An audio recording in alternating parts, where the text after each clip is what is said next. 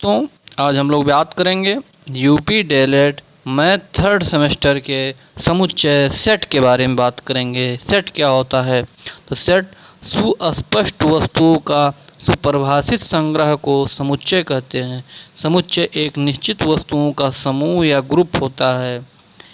जैसे अंग्रेजी वर्णमाला में स्वरों का समुच्चय ये, तो इसको हम लोग हमेशा मझले ब्रैकेट में लिखते हैं। तो स्वरों का समुच्चय ये ई आई ओ यू, ये एक सेट हो गया, समुच्चय हो गया। सुपरिभाषित संग्रह को कहते हैं collection of a well defined object is called set. जैसे ये equal to A E I O U, ये एक सेट हो जाएगा। समुच्चय के अवयव क्या होते हैं? एलिमेंट ऑफ ए सेट वह वस्तुएं, संख्याएं अथवा वर्णमाला के अक्षर जिनके संग्रह में किसी समुच्चय विशेष का निर्माण होता है उसे समुच्चय के अवयव कहते हैं। जैसे एग्जाम्पल में हम देखेंगे ये इजकल टू ये ई आई ओ यू, तो इसमें अवयव क्या है? ए है, ई है, आई है, ओ है, यू है, ये सब अवयव हो गए, ये सब एलिमेंट हो गए। उसी प्रकार से हम लोग बात करेंगे समुच्चय के सदस्य की संख्या को हम किससे डिनोट करते हैं? किसी समुच्चय एस में यदि यम सदस्य हो तो समुच्चय के सदस्य की संख्या यम होगी। जितने सदस्य होंगे वही उसकी संख्या हो जाएगी। समुच्चय का निरूपण, रिप्रेजेंटेशन ऑफ ए सेट, इसमें हम लोगों को इनमें सारणी तथा रोस्टर भी बताए हैं और एक गुण विधि अथवा समुच्चय विधि बताया गया है। इसमें बेसिकली हमको ये ध्यान में रखना है कि सेट हमेशा मझले ब्रैकेट में लिखा जाता है, हमेशा मझले ब्रैकेट में लिखा जाता है, वही सेट माना जाता है।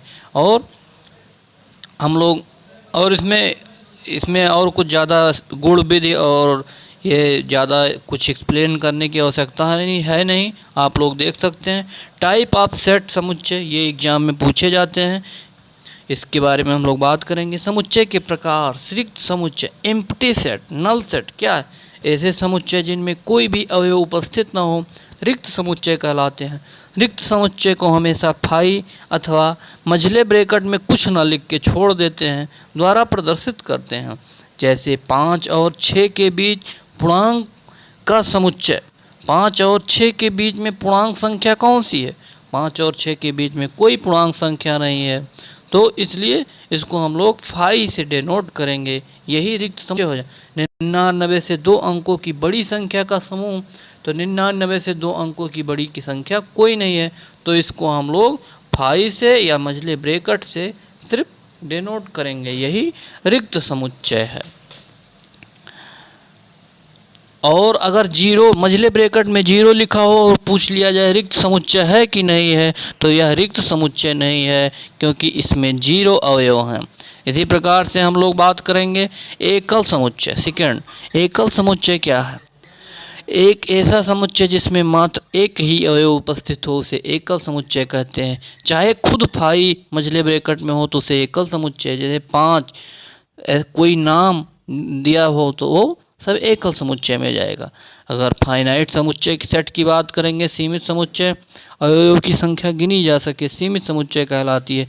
जैसे 2, 4, 8, 10, इसमें अवयव कितने हैं, इसमें एलिमेंट कितने हैं, ये वो 4 हैं। इसी प्रकार से फाइनाइट समुच्चय सेट हो जाएगा।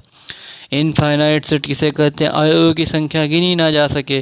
जैसे नेचुरल नंबर, प्राकृतिक संख्याएं, n इजकल टू 1, 2, 3, 4 से इनफाइनाइट तक होती हैं संख्या, इनकी संख्या नहीं गिन सकते, इसलिए इनको असीमित इनफाइनाइट सेट कहते हैं। तुल्य समुच्चय, इक्विवेलेंट सेट क्या है?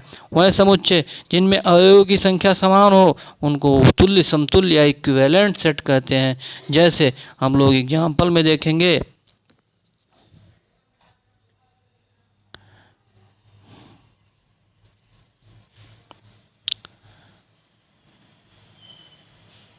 हम लोग एग्जाम्पल देखेंगे, ये इजकल टू 1, 2, 3, 4 और बी इजकल टू राहुल, दीपक, राधा, गरिमा। प्रत्येक अवयव के लिए बी में अवयव उपस्थित हैं, इसलिए ये एक इक्विवेलेंट सेट हो जाएगा, इक्विवेलेंट समतुल्य समुच्चय हो जाएगा, क्योंकि इसमें अवयवों की संख्या 1, 2, 3, 4 और इसमें 1, 2, 3, 4 है, इसलिए ये इक्विवेलेंट सेट हो जाएगा।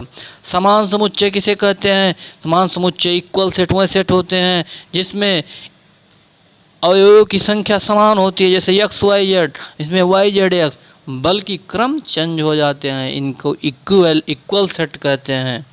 इसी प्रकार से हम लोग बात करेंगे, यदि ये इक्वल टू 12, 14, 16, 18 है तो समुच्चय ए का प्रकार बताइए। ये पूछ रहा है, तो A is equal to x such that सम संख्या एक्स इज ग्रेटर 10, तो ये मतलब 10 से सारी संख्याएं बड़ी हैं और सब संख्याएं सम हैं। N A is equal to infinite, number of A set क्या है, इनफाइनाइट है। सेट के अवयवों की संख्या इनफाइनाइट। इसी प्रकार से हम लोग बात करेंगे, बताइए ए इक्वल टू बी या नहीं। यदि ए इक्वल टू इतना तो B equal to x such that x संपूर्णांक संख्या और x less than or equal to 10, तो हम लोगों को ए बराबर बी है या नहीं है। तो ये कितना है, बी बराबर 2, 4, 6, 8 और 10 हो जाएगा, क्योंकि 10 से छोटा हो या बड़ा हो या 10 के बराबर हो एक्स, तो बी ये हो गया। और ये हम लोगों को दे रखा है 2, 4, 6, 8, 10, तो इस प्रकार से ये ए इक्वल टू बी, ये एक इक्वल सेट हो जाएगा। इसी प्रकार से हम लोग बात करेंगे यूनियन ऑफ सेट, संघ समुच्चय किसे कहते हैं। दो समुच्चय ए और बी के संघ समुच्चयों से प्राय एक ऐसे समुच्चय से है जो इन दोनों के सभी अवयवों से बनता है, इसको ये यूनियन बी द्वारा प्रदर्शित करते हैं। जैसे समुच्चय यस बराबर 4, 5, 6, टी बराबर 7, 8 तो एस यूनियन टी 4, 5, 6 और 7, 8, इसलिए इसमें ये यस के एलिमेंट और टी के सारे एलिमेंट आपस में लिख लिए जाएंगे। जो कॉमन होंगे उसको एक बार लिखा जाएगा, जो नहीं कॉमन होंगे और उनको भी लिख लिया जाएगा। ऐसे 4, 5, 6, 7, 8 इसमें कोई कॉमन भी नहीं है, इसलिए हमने सारी संख्याओं को यूनियन में लिख लिया। समुच्चयों का सर्वनिष्ठ इंटरसेक्शन ऑफ ए सेट, दो समुच्चय ए और बी का सर्वनिष्ठ समुच्चय उन सभी अवयवों का समुच्चय है जो ए और बी दोनों में हो, इसको ए इंटरसेक्शन बी द्वारा प्रदर्शित करते हैं। कैसे, ये इंटरसेक्शन बी द्वारा, ये intersection B x such that x belong to A और एक्स बिलोंग टू बी, जो एक्स बिलोंग करेगा वो ए और बी का कॉमन पोर्शन होगा। जैसे समुच्चय ए इक्वल टू 4, 5, 6, 7, 8 और बी इक्वल टू 6, 7, 9 और 10 का सर्वनिष्ठ समुच्चय क्या होगा, जो दोनों में कॉमन चीज़ें होंगी वही सर्वनिष्ठ होंगी। Difference of A two set, दो समुच्चयों का अंतर, यह समुच्चय ए इतना हो 6, 8, 10, 12, 6, 8, 10, 12, 14 और बी बराबर 6, 9 और क्या है 6, 9, 15, तो हमें ए डिफरेंस बी और बी डिफरेंस ए का मान याद करना है। ए डिफरेंस बी में हम क्या करेंगे, जो चीज़ें 6, 8, 10, 12, 14 माइनस 6, 9, 15, पहले हम इसको लिख लेंगे। इसके बाद जो कॉमन पोर्शन होगा उसको हम लोग हटा देंगे और जो संख्याएं सेट ए की बच जाएंगी उन संख्याओं को आपस में लिख लेंगे। जैसे यहाँ पे 6 लिखा है, यहाँ 6 है, कॉमन है, तो हम इसको सेट ए डिफरेंस बी में नहीं लिखेंगे। और इसके बाद बी वाले जो एलिमेंट बचेंगे उनको हम लोग हटा देंगे और ये के एलिमेंट जो बच रहे हैं उनको लिख लेंगे। तो 8, 10, 12, 14, 8, 10, 12, 14 बच रहा है, तो इसलिए A difference B equal to x such that x belong to A और x is not belong to B. Okay, अगर वीडियो अच्छी लगी हो तो चैनल को लाइक एवं सब्सक्राइब करना ना भूलें। Thank you.